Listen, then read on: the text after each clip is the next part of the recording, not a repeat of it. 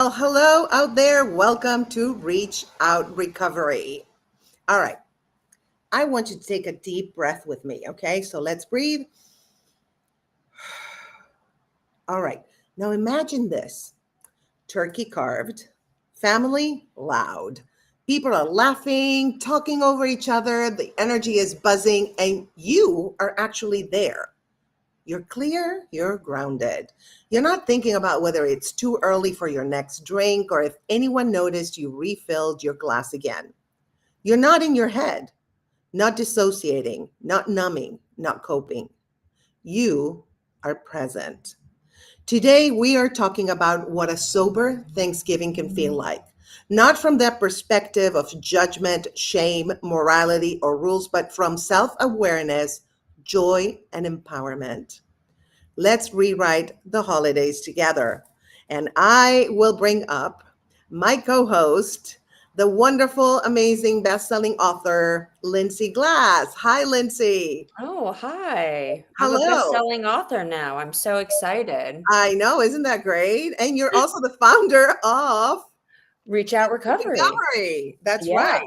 So this So is a perfect topic for us. I think so. And, you are the expert in recovery. I'm just here, kind of curious about recovery.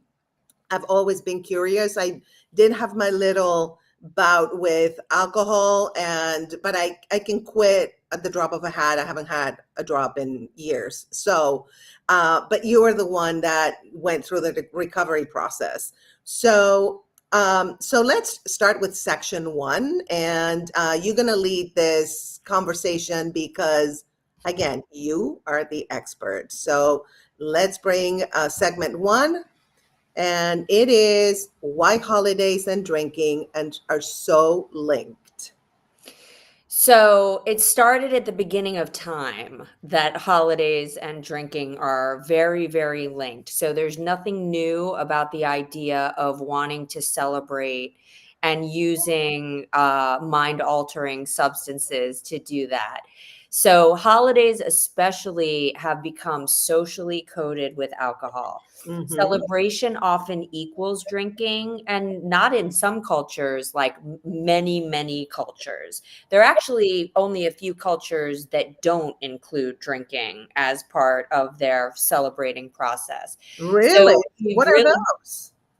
Do you religious know? communities, countries where alcohol isn't legal, places like Okay. that. But more often than not, America, Europe, South America, drinking, Australia, drinking is huge. And Yes, it is. even if I'm from you look at Argentina, so yes, it is huge.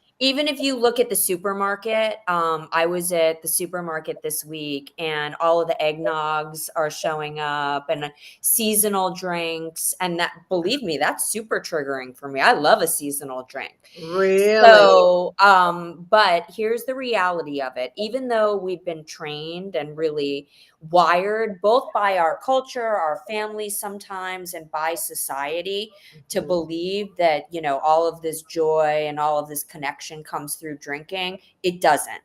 That is actually kind of a myth. So, alcohol doesn't even come close to creating joy. What alcohol does is it suppresses the prefrontal cortex, which is the part of the brain that is responsible for emotional regulation, empathy, memory, and self awareness. And this is science. It comes from the National Institute on Alcohol Abuse and Alcoholism. Mhm. And if you are a drinker, you might think about the fact that sometimes you drink and like you're in a good mood and the Yeah. drinking brings you into an even better mood. Yeah. Sometimes you're in a bad mood and you drink and it does the opposite. So drinking really only enhances what you're going through already, in my opinion. Oh, that's very interesting. I love that. So it's not a reliable joy in a glass. It's just not. Mhm. Yeah, Um, that's true. And let me tell you, I was watching a little tape back when I drank a little bit of like red wine, and a mhm. friend taped me because I was just so stupid. This is what I was saying, but like stuff that you should not be saying out loud. I was just Yeah. like, I'm telling you what's happening. And it was just like, wow, damn. All the times that I've been at like parties or on days. Can you imagine? I don't even, unless you watch yourself, you don't understand what you're doing, right? Is that true? I think it's very true, and I also think what it can do is create a false sense of closeness with the people you're with. So, Yes. they joke about girls in the bathroom at the bar, but suddenly you're best friends, but trust me, you're not calling that girl the next day. You're humiliated. You can't believe the things that you said. So often what we consider this relaxing, letting loose, it's not being present and connecting. It's actually numbing yourself, it's Mhm. disconnecting from the moment, and it's reducing our capacity to be emotionally present with the people we love. Exactly. Agreed. Agreed. So, and it says here that the discomfort that we're avoiding isn't external, it's internal. Absolutely. I mean, so many people say that alcohol is a coping mechanism. And Yeah. when you apply that to the holidays, think about how anxious you might be going into a family event. Right. The sibling you don't get along with, the mom who picks on you, the dad who's critical, or Yeah. maybe, the dad who's already three sheets to the wind. Oh Lord. Yes. Or the So, crazy uncle like yeah, drinking and being so you have stupid. this Yeah. idea, the crazy uncle. Mhm. I'm gonna come in and I'm gonna drink and it's gonna, relax me and make me feel better. But actually, it's just sort of adding to the chaos. It's adding to your own, in some ways, I think, isolation ultimately. It's a Mhm. false sense of security. 100%. So, yes, I agree. It's literally stepping away from yourself, Yep. not stepping inside of yourself. So, if you 100%. want a reflective question, Yes. for you, for the audience, for anybody who might be worried about this, like what part of the holiday gatherings do you feel you need to numb from? Is it the walking in the door? Is it the sitting at the table listening to your relatives talk about their political views? Oh yeah, that's Is it very being triggering. asked about your marital or Oh children's my God, that status? is so triggering. It's like, shut up, let me be single. Right, those are And the no questions. kids for me, thank you very much. It's like, but you have to explain all that. And that is very annoying and very triggering. And yes, that's why people drink during Thanksgiving. Absolutely. And it's Absolutely. when you're present with your family, it's not like, if you live in another state, then you're gonna kind of like do a phone, relationship. But then when you're in person, it happened to me a lot. And when I went to Argentina for the holidays, it's like, emails and phone, okay. But when I was there, holy moly, I mean, wow. Yeah, it was intense. Yeah. Well, you're Definitely. kind of like leading me directly into our next segment, which is, so if you want me to just jump in, do you want me to talk about my first sober Thanksgiving really Please quickly? do. Take the Okay. stage, girl. Yes. So here's the stress of your first sober Thanksgiving. We have something in recovery called sober reference. And what sober reference means is once you've done something, you know that it's going to be okay. So once you get through a holiday sober, you have that reference to be like, okay, I got through it. It went really well. But the first time you don't. Mm, So you're walking into a season where, everyone else may be drinking. They've made prepared cocktails for the day that, and they're just handing them out. And even relatives that know you've stopped drinking, they don't understand. So they're like, but can't you have a glass of wine? Can't you have an eggnog? And you really have to be prepared every time to be like, no, I cannot have anything with alcohol in it.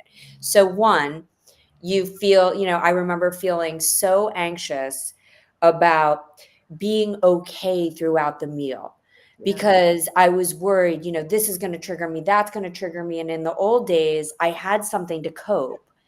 And now, you're newly sober, you don't have anything to cope. You maybe have some tools you've learned in, treatment or recovery, but they're not intuitive. Right. So, you really are in this state. So I just remember being very anxious, feeling very on the spot when people ask me questions that felt at all personal. Sometimes you've been in treatment or your life has gone a little bit off the rails and they're asking you, so where's the boyfriend and the job and the whatever? And you're like, well, I'm working a data entry job, my husband left me and, so you're just kind of in this. But here's the thing. I got through it.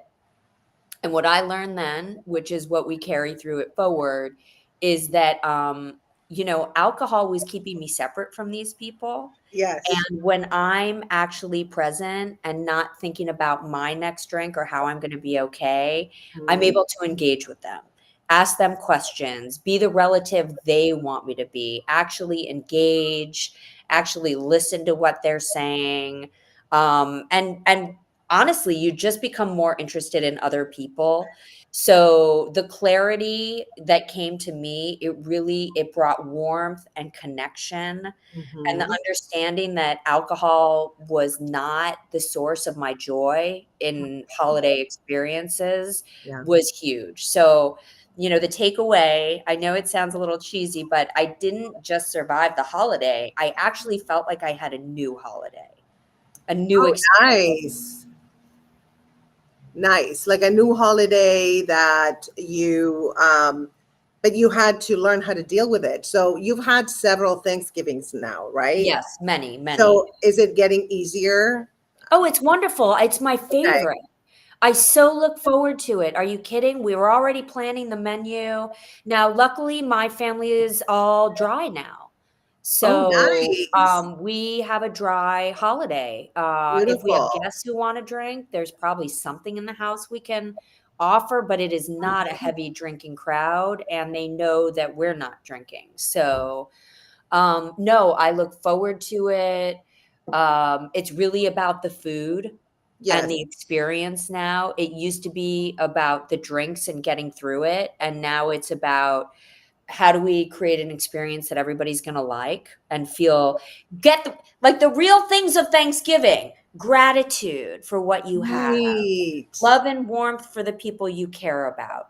When you're, not out of your mind and fighting with people, you're able to really lock into those important qualities of Thanksgiving. Absolutely. 100%. All right, let's go to you're the founder of Reach Out Recovery. So I want to show a video about Reach Out Recovery. So let's see. I'm getting better at doing this. So Oh, good. I'm glad I don't have to do it. I know, I know. I'm just Not here. getting along with your mom or your daughter, it's a unique kind of heartbreak. The strain can seep into every corner of your life. Your peace, your confidence, your other relationships can all suffer. The silence on holidays or days like Mother's Day, it's deafening. But healing is possible. I know because I've done it. And if reconciling isn't an option, healing, relief, and understanding are still possible for you.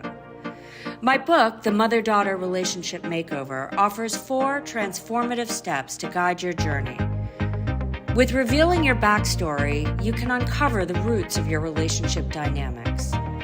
With exploring your emotional and behavioral landscape, you can understand the patterns that shape your interactions. With discovering your triggers and repairing the damage of trauma, you can identify pain points and learn strategies for healing.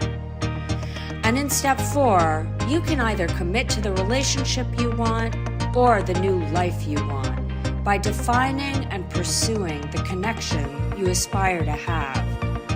See, here's the thing. No matter what your story, you deserve happiness and healing. And this book and 4-step process will help you get there. All right. So let me put us back in. There we are. Okay, I'm getting better, aren't I? That was great. That was perfect. Okay, good. It was smooth. Fake it till you make it. I'm That's telling you. All right. So let's go to segment number 3. We have some listener/fan stories. I would like to read some of them, if that's okay. Please. Um, Awesome. So the first one is, we call it the first clear conversation. And it's a fan is talking about remembering every word of a conversation with their grandmother and realizing how precious presence is when time is limited, which is what you were saying, right? Like you're present now, you're that person that's asking questions, and you cherish the moments that you spend with your family versus like getting completely numb and not knowing what the hell's going on, right? You're right. Yeah, exactly. I love it. So, okay, we have another story. The family doesn't know what to do when you're not drinking. Another fan shares how choosing water over wine made people uncomfortable because it reflected their habits back to them. Ooh, we discussed. Okay, so let's discuss actually Okay. This projection is and huge. identity. Yeah, this is very big because it's in life in general. When you do something and you reflect on people, we're all mirrors of each other.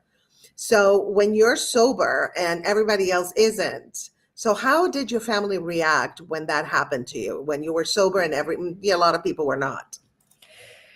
It's absolutely true that at the beginning, my sobriety was like a mirror on other people, and even to the point where, I got sober the first time when I was very young, and I had to go back to college. And I distinctly remember being at parties, and I'd walk in the room and people would leave. What? Yeah, yeah.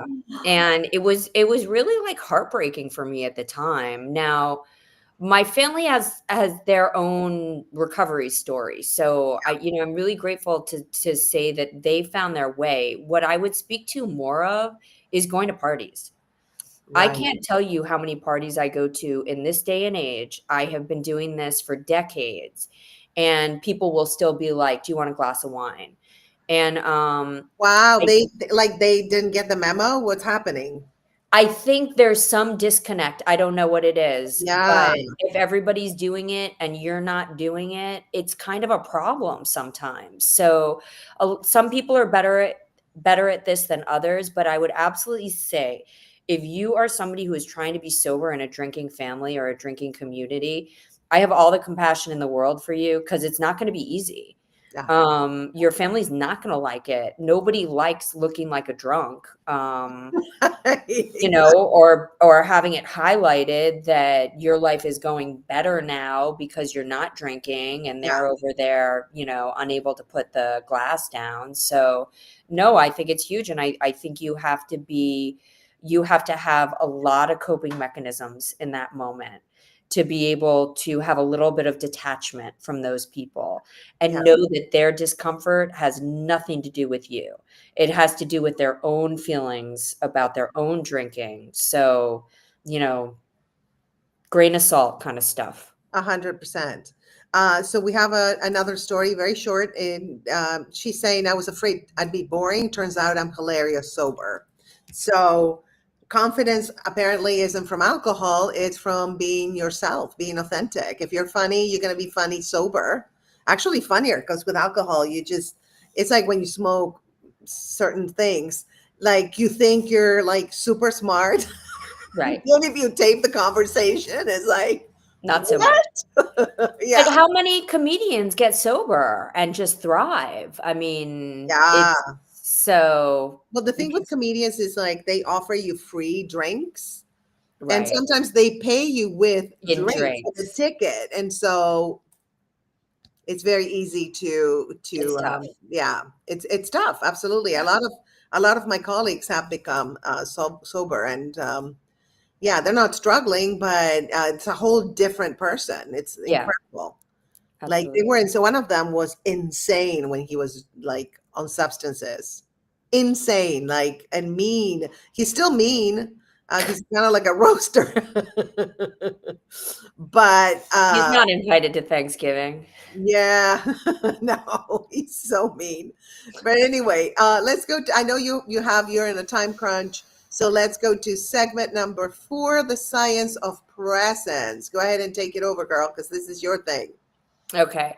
So again, we dipped into it earlier, but while we tend to think that, alcohol is going to help us connect to other people, the reality, the truth is that alcohol suppresses your emotional processing. Mm. Okay, so just like stop and think about that for a quick second. Yeah. That means the minute you're under the influence, you're acting on something, Yeah. impulses, but it's not emotional processing.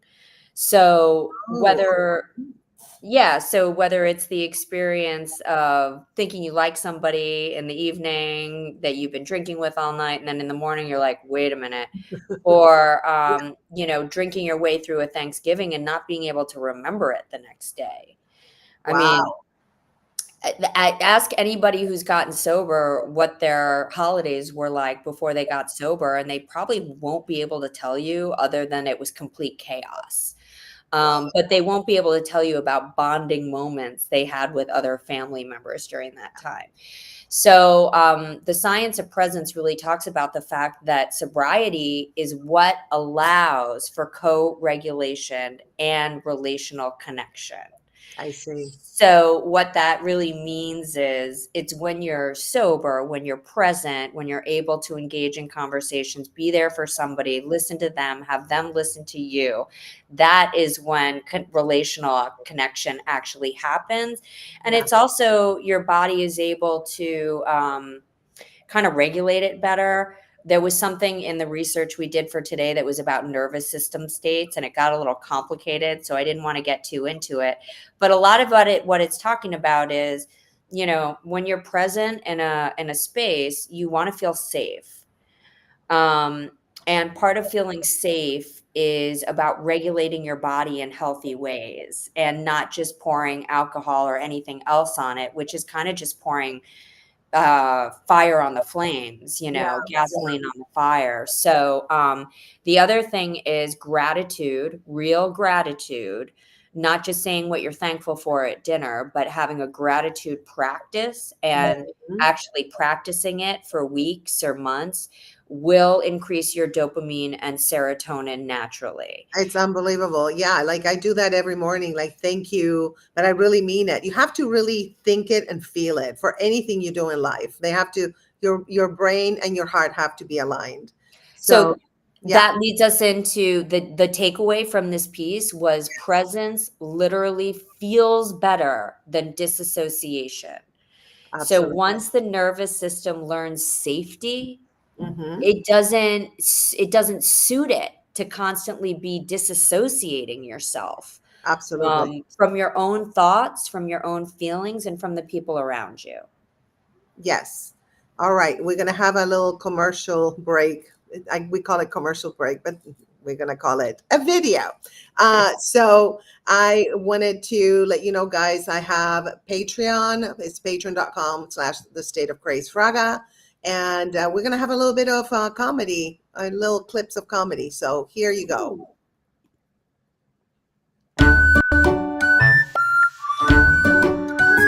Grab a glass, sit your mistakes down, honey, and let's see if they're your soulmate or your symptom. So remember that the woman must be complimented, right, Ashley? She loves the compliments that I give her. And you must say things like, you have lit me up like a bolt of lightning from the sky that starlights the house. Ready for some tips that are as bold as my lipstick and as sharp as my wit? Like Priscilla, they call me the seer that doesn't see. But I see. I don't see that much. Hey there, golf lovers. It's your favorite unicorn with a horn for golf and a mind for mischief.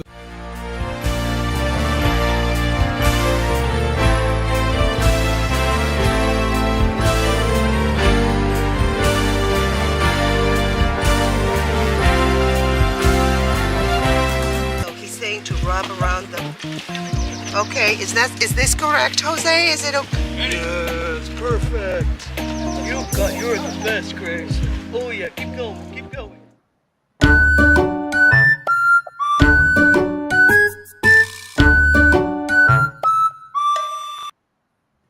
All right.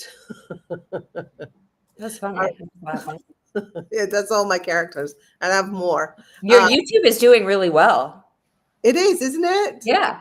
Yeah. It's a Usually, kind of a big deal when your YouTube does well. So good I on you. know. I'm lazy, but you're so committed. Oh, I am committed. Yeah, definitely. And the trick is to do a lot of lives.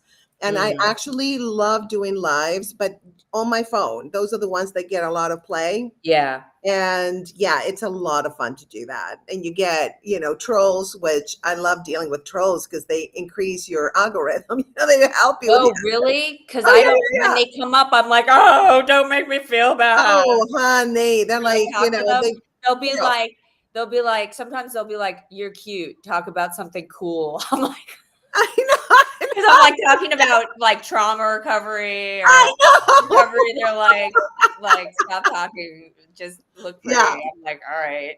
Yeah, talk about gaming or some shit like that. Yeah. I know. You have a lot of kids. It's funny. This is off sidebar right here.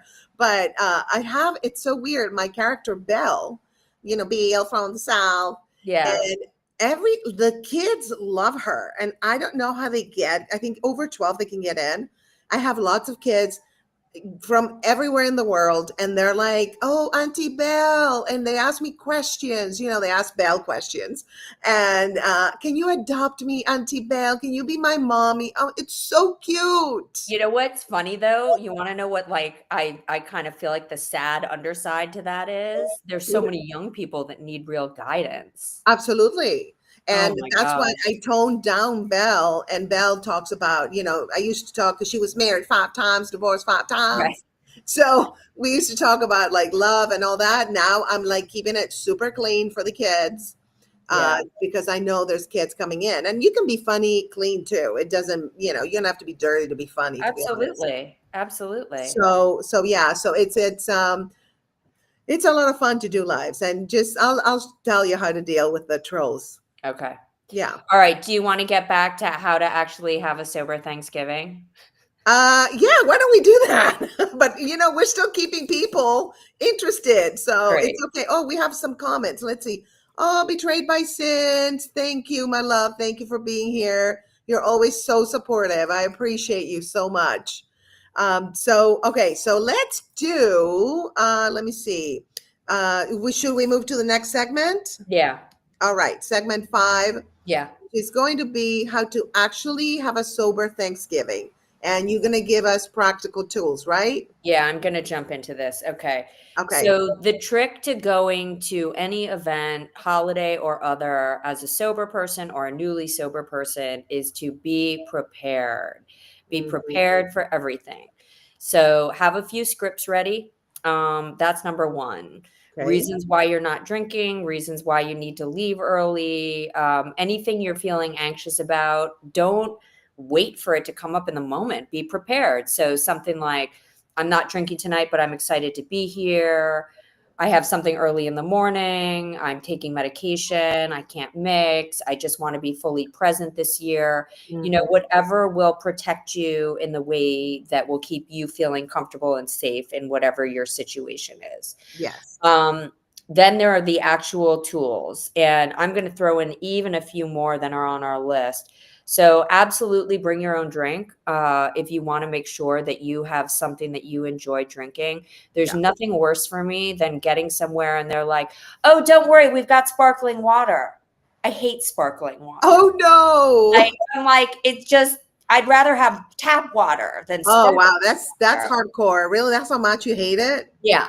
So, if you are going to feel annoyed not Yeah. having something you like to drink, bring Yeah. it. It's not a big deal at all. Number That makes two, that makes sorry. total sense. Like I'm vegan, and sometimes people will not make vegan stuff for me. And so I take some of my own stuff, or I eat vegan stuff before I go to the party. So it's kind of like a Exactly. similar concept. Exactly.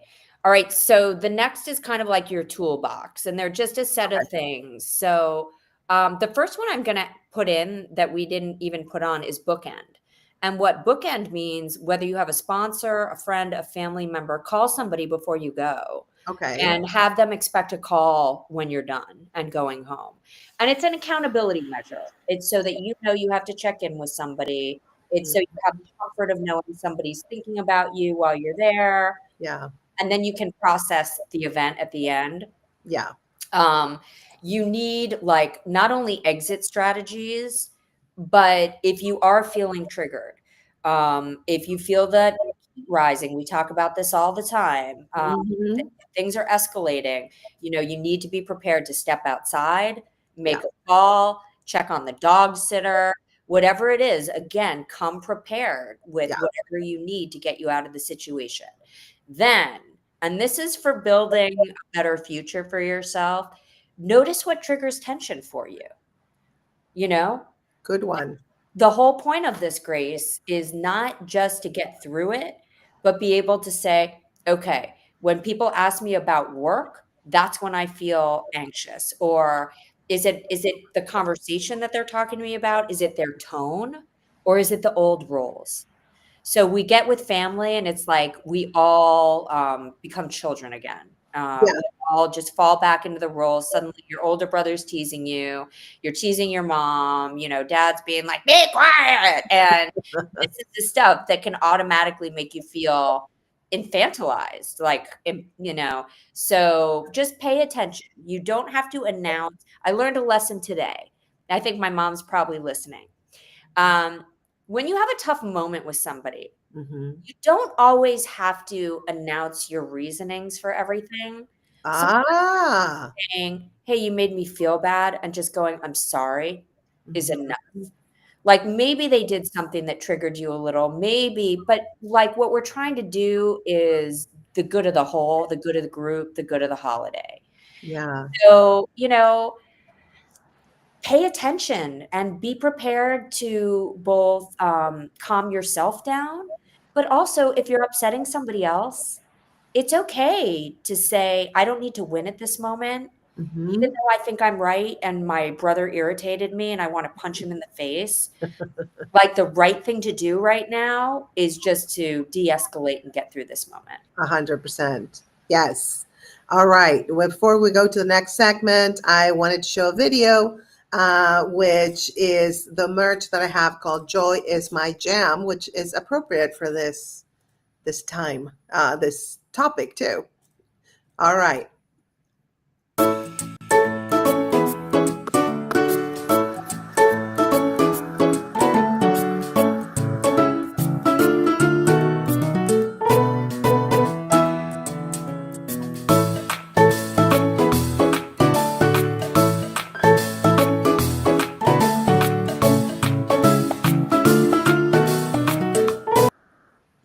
All right. Okay. So let's jump to segment number 6, which deals with identity shift. Who am I without the drink? Oh, I want to hear all about this. Go ahead, girl.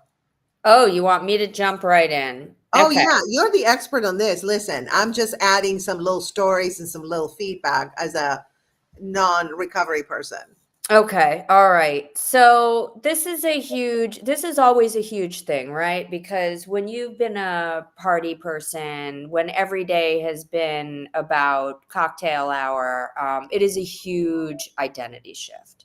Yeah. And if you really felt that alcohol was part of your lifestyle and part of your personality, you could feel really lost without it. And that's normal.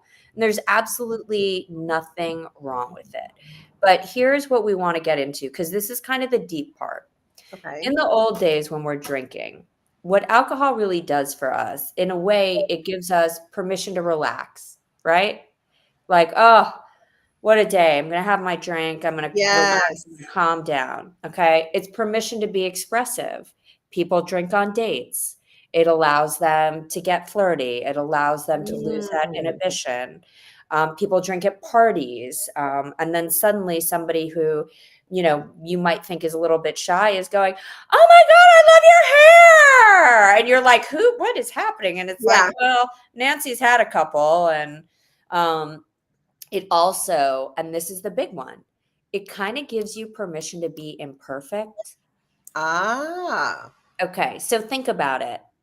When we're going through our lives, when we're working, and you're a professional person on camera, Yeah. the need to be perfect on stage, when you're performing, when you're giving advice in any way, it can be very, very overwhelming.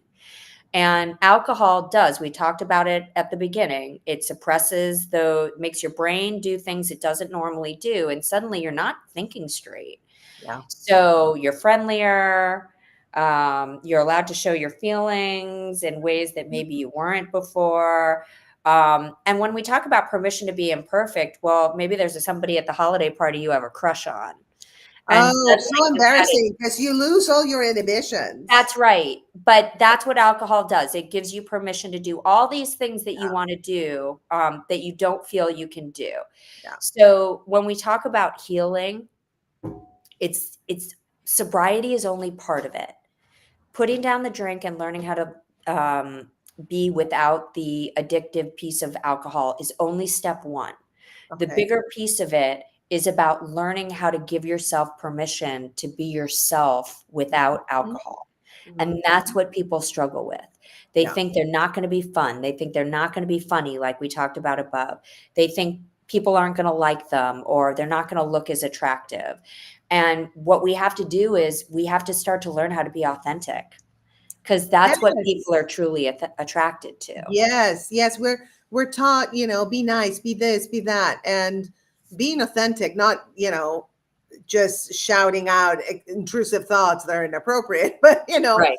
being your authentic self is like a high vibrational state of being, by the way. That's right. And that will ripple through. And, in my recovery and in my spiritual growth, people have said, you bring a light with you. And it's not because I'm special. It's because I'm tuning into how to connect to other people, how to make them feel good, and, how to not make it about me. Exactly. Absolutely. All right. Should we jump to the next segment, the last one? Absolutely.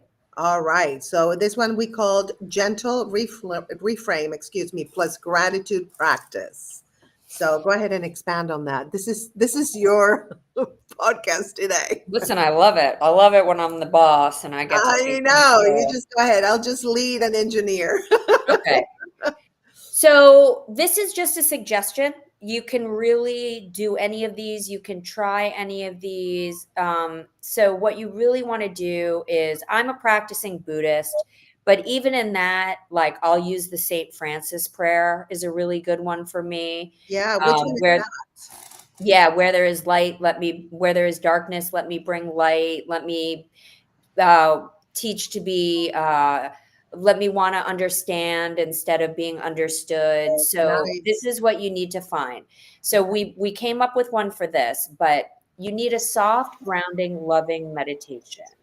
Basically what you're going to do, and find what's right for you. If you want to go out into the bracing cold and that makes you feel good, do that. If you want to step into the bathroom and put your headphones in for 5 minutes, do that. But this is just one that is a general, works for all. So what you want to do is, you really want to sit down. You want to put your feet on the ground. You want to kind of ground yourself and really Mhm. start to feel your breath, and do Nice. that boxed breathing we've talked about on these shows before. Count your breath. In for 4, hold it, out for 4. So get your breath, get grounded. You can place a hand on your heart if you want to, and then find the words that work for you, whether it's something like, you deserve to experience your own life, or find calmness through these next 2 hours, or, I know how uncomfortable you are right now, but we're doing great. And this is such a growth experience. I want to add something, because it came up in an interview we did on book tour. And what we were talking about is, when you're healing from a narcissistic relationship, right?